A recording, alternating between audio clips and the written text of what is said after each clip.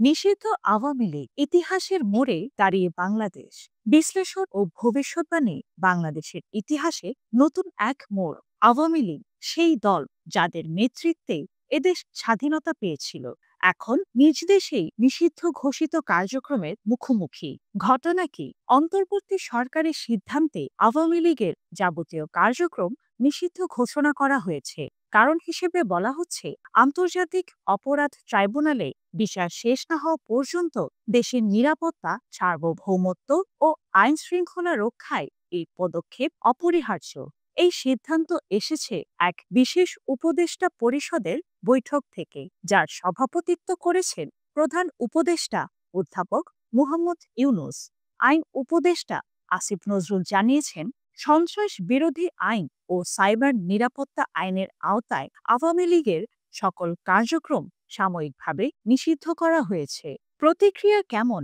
সরকারের সিদ্ধান্তের বিরুদ্ধে আওয়ামী লীগ তাদের ভেরিফাইড ফেসবুক পেজে জোরালো প্রতিক্রিয়া দিয়েছে। তারা বলেছে, সরকারের সিদ্ধান্ত অগ্রাহ্য করেই দলটি তাদের কার্যক্রম চালিয়ে যাবে, আর জনগণই এই অন্যায়ের দাঁত ভাঙা জবাব দেবে। এদিকে বিএনপি, যারা আগে এমন নিষেধাজ্ঞাকে সরাসরি সমর্থন করেনি, এখন বলছে বিলম্ব হলেও এই সিদ্ধান্ত সঠিক। জামায়াতে ইসলামী, এনসিপি, এমনকি কিছু নতুন উদীয়মান দলও এই নিষেধাজ্ঞার দাবিতে একাত্ম প্রকাশ করেছে। শাহবাগে চলছে অবস্থান কর্মসূচি, চলছে ভুরিভোজ।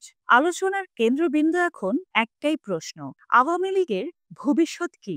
ইতিহাস কি বলে? আওয়ামী লীগ কিন্তু আগেও এমন চ্যালেঞ্জের মুখোমুখি হয়েছে। ১৯৭১ সালের আগে পাকিস্তানের নিষেধাজ্ঞা, ১৯৭৫-এ বঙ্গবন্ধুর হত্যাকাণ্ড, সামরিক শাসনের সময় রাজনৈতিক নিষেধাজ্ঞা, সবই সামলে ফিরে এসেছিল দলটি। কিন্তু এবার পরিস্থিতি আলাদা, কারণ এবার শুধু রাজনৈতিক দমন নয়, আন্তর্জাতিক অপরাধ ট্রাইব্যুনালের বিচার, জুলাই আগস্টের গণহত্যার অভিযোগ, আর দলীয় প্রধান সহ শীর্ষ নেতাদের দেশত্যাগ, এসবই দলটিকে এক গভীর রাজনৈতিক সংকটে ফেলেছে। বিশ্লেষকদের দৃষ্টিভঙ্গি থেকে অধ্যাপক আনু মোহাম্মদ মনে করেন, এই পরিস্থিতি নির্ভর করবে আওয়ামী লীগ নিজেকে কিভাবে সংশোধন করে, কতটা ভুল স্বীকার করে এবং নতুন রাজনৈতিক প্রক্রিয়ায় ফিরে আসে তার উপর।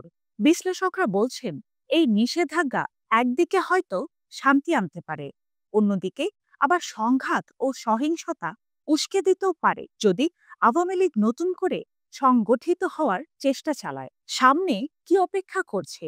নিবন্ধন বাতিল হলে আওয়ামী লীগের সামনে আর কোনো নির্বাচন অংশগ্রহণের পথ থাকবে না। তবে দলটি কি ভেঙে আবার নতুন জন্ম নেবে, নতুন নামে, নাকি রাজনৈতিক ইতিহাসে হারিয়ে যাবে ৭৫ বছরের পুরনো এক অধ্যায়? বাংলাদেশের রাজনীতিতে এটা নিঃসন্দেহে এক টার্নিং পয়েন্ট। এখন দেখার বিষয়, রাজনৈতিক দলগুলোর আচরণ, সরকারের দায়বদ্ধতা এবং জনগণের চাহিদা সব মিলে দেশ কোন পথে এগোবে। এই পরিস্থিতি শুধু একটি দলের নয়, এটি বাংলাদেশের গণতন্ত্র, আইনের শাসন এবং রাজনৈতিক ভবিষ্যতের প্রশ্ন। আপনার মতামত কি? এই নিষেধাজ্ঞা সঠিক সিদ্ধান্ত নাকি রাজনৈতিক সংস্কৃতির জন্য ভয়ানক নজির? কমেন্টে লিখে মতামত জানাবেন এবং ভিডিওটি ভালো লাগলে লাইক ও শেয়ার করবেন।